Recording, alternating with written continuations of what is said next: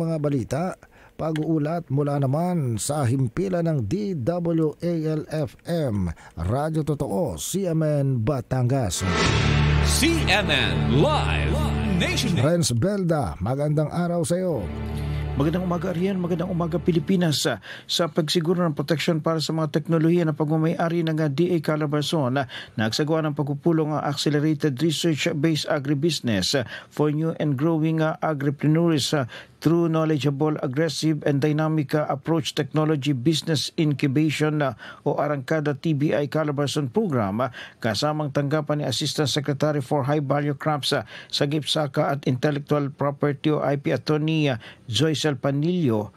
Dito inilahad ang mahigit sa 30 umiiral na teknolohiya sa rehiyon na napatunayan sa pamamagitan ng pananaliksik at nakakatulong sa pagpapataas ng produksyon at kita ng mga magsasaka. Upang magkaroon ito ng pagkakakilanlan, tinalakay sa pulong ang mga hakbang ukol sa aplikasyon ng trademark para sa Arangkada TBI Calabarzon na nagpapaunlad sa mga teknolohiya bilang suporta sa mga agripreneurs at negosyo.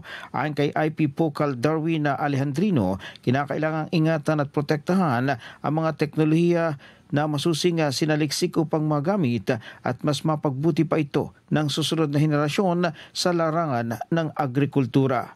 Mula sa DWAL-FM 95.9, ito si Renz Belda ng CMN Batangas, nag-uulat live para sa CMN Pilipinas.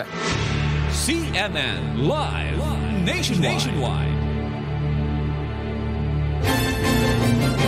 Maraming salamat, Renz Belda, mula po naman sa Radyo Totoo, CMN Batangas.